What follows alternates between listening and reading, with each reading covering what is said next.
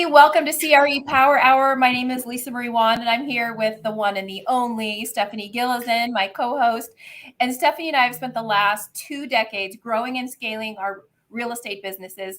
And together we bring you a new space for you to learn alongside the best in real estate at CRE Power Hour. And today our guest is Bo Faber. Welcome, Bo. We're so excited to have you on the show. So let's get right to it. Bo, you are a coach. You are a badass commercial real estate broker in the Houston area, and you and I have known each other for about 4 years or so, and I'm so excited to have you on the show today. Welcome. Absolutely. I'm excited to be here. I appreciate the opportunity. So tell everybody that's watching, give us the just overview of how you got started in this business and what trajectory your business has gone in to make you as successful as you are today. Yeah, it's a great question. So been with KW Commercial for 9 years. I started out as an investor on the residential side. I flipped close to 20 properties in 2 years. Got very bored with that, with all of the emotional stuff that goes on the residential side. So that definitely turned me away from that. I was approached by one of my friends who just received his broker's license, and he was going to open up his own shop and needed someone to kind of run the back end and the business side of it. So I partnered with him. We quickly grew to about 30 agents. Saw an opportunity with the volume that we were doing to start an insurance company. So I got licensed in property and casualty and was quoting everything that they sold. That's a great business mix. Yeah. So fast forward a year or so, and I was actually heading out of town for a long weekend, and he told me he was going to meet with the KW agent to see if she would like to join us, and she flipped the script on him. And I got a text message while I was out of town that we were meeting with Keller Williams. I continued to sell insurance for about another year. They told me they were going to start a commercial division. I knew that, being an investor, that I was done with residential and was going to start leaning in on that commercial side. So I saw that as an opportunity to break into that, got my license, and haven't looked back. That's awesome. So 9 years. And how long have you been focused in the commercial realm? That's almost straight into commercial. That's okay. Awesome. And what's your perspective on how commercial real estate has changed as far as technology, as far as transactions, as far as, what's hot in the market over the last few years since you've been doing this? I think we've seen a huge shift in the industry. It's not your grandfather's CRE anymore, right? We have some amazing ladies like yourself that are really busting into the business and kicking ass and taking names. Both of our leaders in KW are ladies, and they're both run huge businesses. So I think we're starting to see a trajectory change there. And just overall, we're seeing how the different arenas of commercial real estate are evolving. Right. We have your big 4 or 5 industrial, retail, multifamily, office. Right. We're starting to see, specialties like, hospitality and storage units and things of those natures. Those, business brokerage is another one that's really starting to take off. So really starting to see a lot of those, some of the newer types of transactions that are showing up in the market. That's right. And, it's funny. I do have to ask one question, Bo, because I told you before we got on here that we like to have a little bit of fun. So do you do commercial real estate in cowboy boots? I'm just asking. I do. Yeah. I do Suits and boots. I do too. Yeah. Here in Houston, we've got one of the largest rodeos going on right now. I worked last night, got in at about 2:30 this morning, and got right to work. Burning the midnight oil. I saw on your social media that it looked like you were at a rodeo and you ran into some people you knew. So you were out having fun. I do not have cowboy boots on. I have Italian leather boots. Does that count? Whatever. I allow that to be in the boot family, but definitely not. They're definitely not cowboys.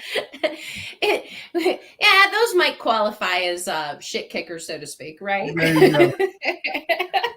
So Bo, you've been coaching agents and so forth, getting into the business, 9 years ago, now fast forward, how has the market, been over the course of those 9 years? And what are some of the things you've been doing to pivot in your business, especially with now what's happening? Yeah, this is a great question. So 9 years ago, I came in, in Houston, where the market is, very heavy in the energy, oil and gas industries. We're a very versatile market and have a lot of different types of business, but it's really driven by those three. So when that oil and gas turn happened, we saw a large mass exit of office square footage. A lot of square footage became available. So I actually came in, got licensing, came into it and in a shifting. So this isn't anything that's really new to me. I do my best to treat every market like a shifting market, right? Mhm. It's identifying, there's really no such thing as a good market or a bad market. It's either a Yeah, buyer's market or a seller's market. Yeah. that's And you've right. got to do everything you can to get in front of the people that are going to transact the business. Are you seeing anything with the in the office space? Because I mean, look, we're leasing office space as well, and selling and all of those things. And so, has it slowed? Yeah, I think so. But in Houston specifically, are you seeing developers or redevelopers coming in and repurposing any vacant office buildings?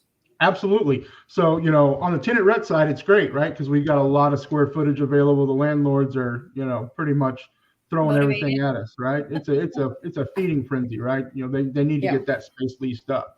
On the repurposing side, we have seen some of those larger spaces that are vacant.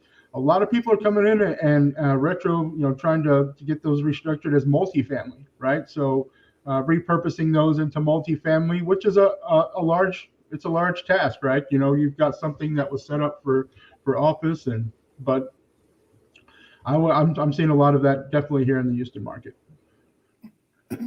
So what would you say to agents and brokers out there as far as business development, prospecting, marketing? We've had a lot of calls with lots of cool ideas recently, right, Stephanie? Examples of successful brokers around the US. Talk to our live audience and those that'll be watching later about prospecting for new business on the tenant rep side, which is what you said your focus is, right? Office tenant rep in today's market. So, for me, it's always about reaching out and providing value, right? Having that come from contribution first and really reaching out to see what I can do to help them. When you do that, you're gonna be able to find some people that need your help, right? So in a shifting market like we're seeing now, we're gonna have to do at minimum double our efforts of what we did last to make what we made, what we transacted last year. So it's really doubling down on our efforts and our lead generation, our prospecting, our network, to make sure that we're building, feeding that pipeline and systematically communicating with our database. Do you go to an office building and go around to every office suite and introduce yourself and say hello? Do you make phone calls? Besides your nurturing the sphere of influence that you have and going out and doing networking, because I know that you're really good at that. The first time that I met you was at a big conference, a commercial real estate conference in Southern Right. California. And I like to work a room just as much as as anybody does. I love to go to networking events. I love to meet new people, and we met there. I remember asking you for your card. And so, what are you doing specifically, the high payoff activities to bring in office tenant rep clients right now that you could share with our audience? Sure. So it's really taking advantage of the things that I'm already doing. If I'm going to go on a tour with a client that I'm going to show them some office space, I'm going to reach out to that broker beforehand, and say, look, do you have some time before or after? Either I'll show up early or stay late and take a look at one of their spec spaces and, just do a quick video real quick. And that's my suite of the week that I'm going to put out on all my social media. That's And, great. I get a lot of feedback from them. Hey, I saw your video. What does a space like that look like? And that's a really great conversation starter with people. So, taking advantage of that, again, on those tours, when you get done, you walk over to the directory, take a picture of it, right? Then you're going to go and dial all those people, just find out what their situation is, when their lease expires, and, make sure that they're up to date on all their current market information. I like this suite of the week idea because it's like continuous information out to the masses. And are the brokers pretty open about you taking a video and putting it out on social media? So let me ask you, Lisa, if you were a landlord rep and you had a space for lease and I offered to market it for you, what would you say? Heck Yeah, yeah. Yeah, heck yeah. If you're Yeah. when you're As talking much directly, exposure that I can get from my space, I'm going to take advantage of that. And a lot of them No, the same way. yeah, and I love that, Bo, because there's still, like you said, in the commercial space, there's still some grandpa-esque, right? I mean, they're not all into the social media. They're not utilizing how much power there is in exposure. They're just not. I mean, they weren't trained that way. We, Right. I think we're probably all in the same age bracket. And, that's something that, we really heavily rely on now. I mean, I love this. I don't know if you've ever watched a CRE Power Hour, but we have had some tremendous guests on this show.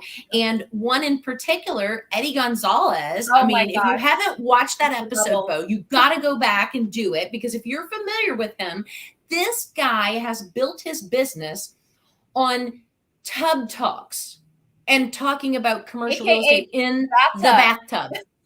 In the bathtub. It's like, what? I mean, it's like one of those things where you're like, what?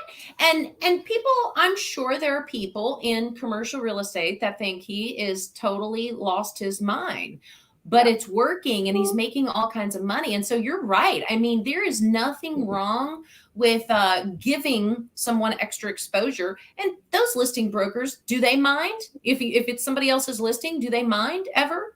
No. Exactly. So, that's what I tell new agents. Okay, if you don't have anything to go out and put out to the public, to market, then go ask a broker who doesn't have the social media skills or the video skills or the personality to put it out there and offer to do it for them. I think it's a great way to do it. I mean, because you're right. Landlords want as much exposure as possible. And if the listing broker doesn't know how to use TikTok, do it for them. Right? Yeah, they can share it on their own page. And I like the idea of, taking a picture of the directory. And my team has had great success with just going into businesses and saying hello, asking them when hey, is your lease up anytime soon? And the same thing, you're calling the offices. So have you seen a difference between the, face-to-face pop-in and calling on the phone as far as getting to the decision maker or getting leads out of calling off those directories versus showing up at the offices?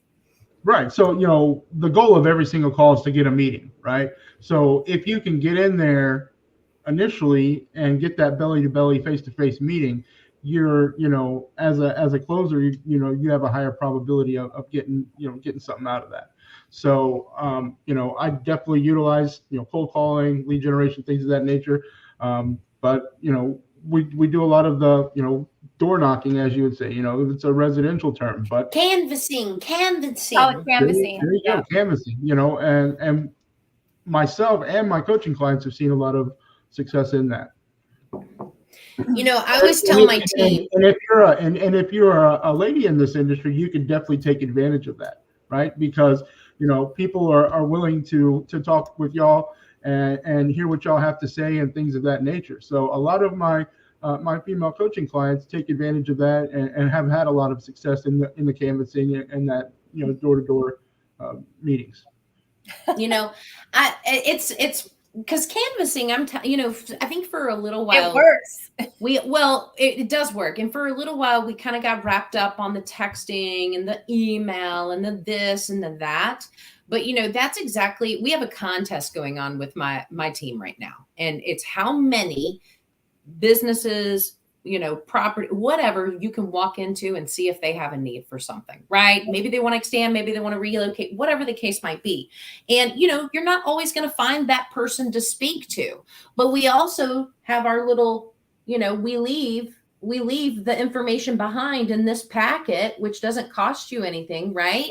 And then what's the open rate on something like this? 100%, right? Yeah. So that's another way, I mean, it could be something important in here, but it could also be information about our services and what it is that we provide. But canvassing has been huge for my team.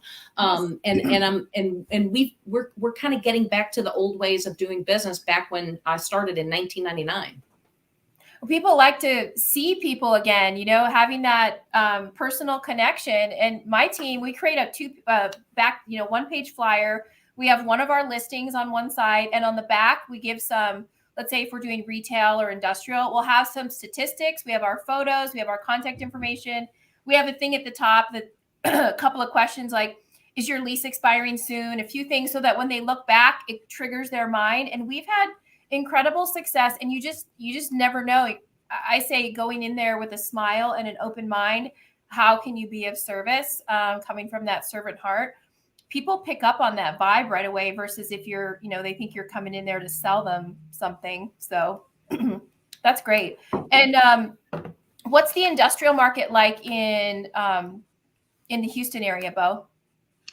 That was one of the asset classes that really performed very strong during the pandemic, right?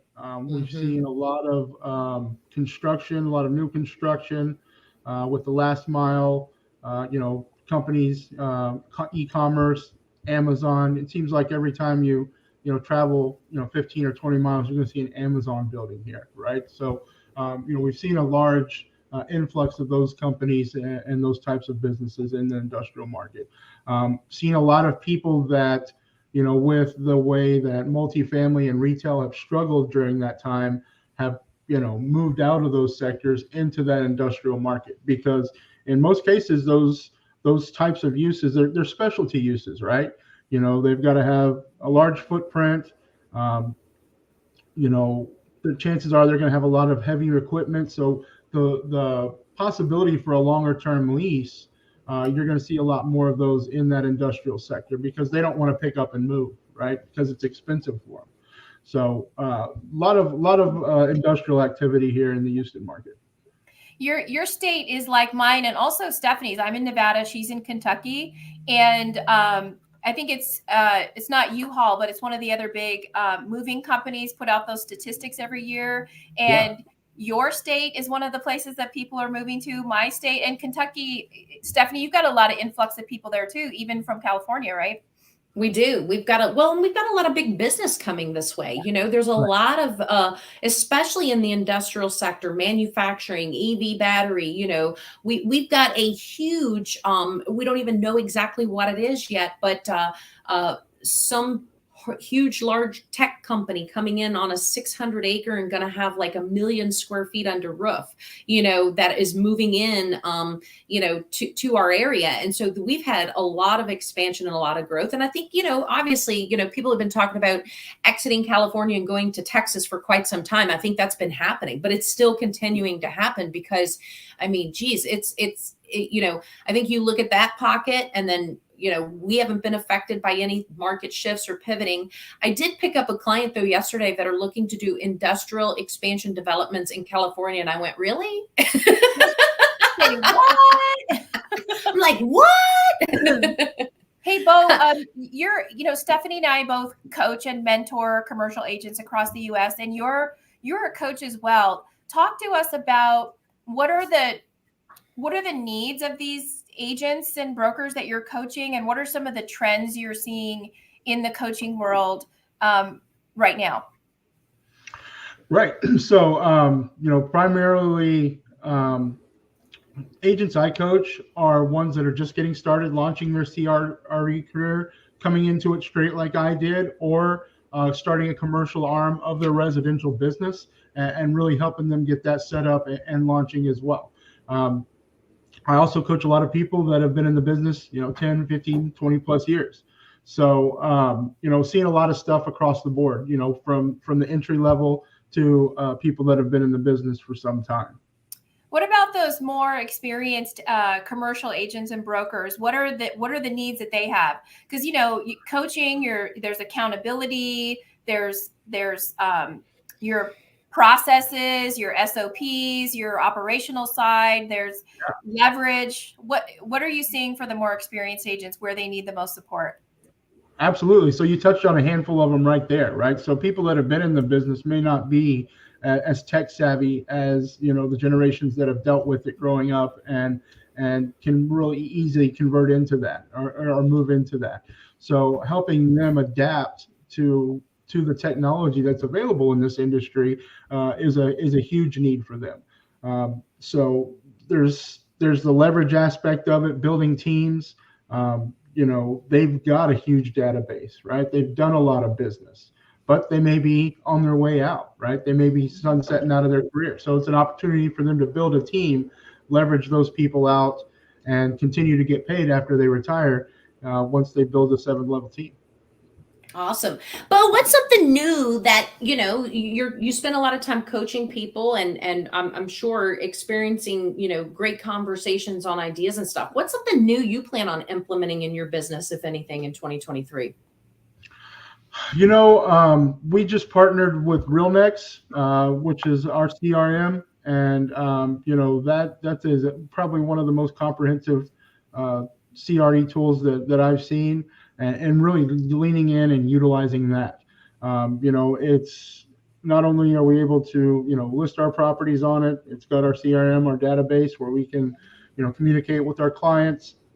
It's got financial analysis tools, deal rooms, capabilities, and building all of our marketing information in it as well. So it's really a one-stop tool, and really looking forward to leaning in hard and using that at a high level. Is there anything new you're going to go after to grow other than a technology tool, but to really dive into? One of the things that I love to pay attention to is what are the headlines saying, right? I mean, the headlines are the clues to exactly what we should be doing in our business and what we should seek and find. Is there anything that headline that has brought you some attention of, maybe that's something that I need to start learning more about or really become an expert in? Right. So, I think it kind of goes back to what I talked about earlier in a shifting market is finding out who's going to be transacting in that. So, yes, we have people that are starting to come back into the office space, but there's a lot of the large companies that have drawn their line in the sand that don't necessarily need their employees to come back. And a lot of them don't want to. Right. So it's identifying those types of companies that do need it, in the medical fields and the financial worlds where they have access to everybody's contact info and personal info that they can't access from a laptop or a desktop at their home. They've got to be in that office, that secured location. So it's really leaning into those specialized people and trying to get in front of as many of them as possible. Yeah, I read a headline. I'm sorry, Lisa Marie. I want to share this real quick and then you take it over. But I read a headline the other day, like we were talking about with the repurposing of office buildings, malls, all these different things that, may or may not be vacant soon or already are. And senior living is another big one. They're really looking at the office space to because they're there, they're standing, and it's something for them easily to retrofit. And it's one of the biggest shortages we have right now. I mean, multifamily too, for certain housing and needs in certain areas, but senior living is really across the board at that. Lisa Marie? Yeah, that's true. We have so many senior living facilities going up here. And then two of my favorite specialty asset classes that I've done a lot of work in is self-storage. We're at about 98% full in all the storage units in Northern Nevada. And I just got a $20 million new build development in contract. So I love those. And also mobile home parks. As people are kind of scaling down their living situation or having multiple locations, mobile home parks, even though the cap rates have been compressed quite a bit from years past, still a good investment. So, Bo, I wanted to ask you specifically about a database or a CRM. So I watched a show the other day for a residential agent who has 415 people in her database. So not very many. And she closed almost $1 million last year. And she was like 976 million. She's tracking for $1 million and she only had 415 people in her database. So I'd like to hear from you what your thoughts are on size, quality, interacting with the database, because this person has a small database and is providing some very high level experience, which commercial brokers can do as well. What do you think about that? Yeah. So that 976, I'm assuming, was in GCI?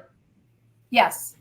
Perfect. So yeah, coming up through the business and attending trainings and things like that.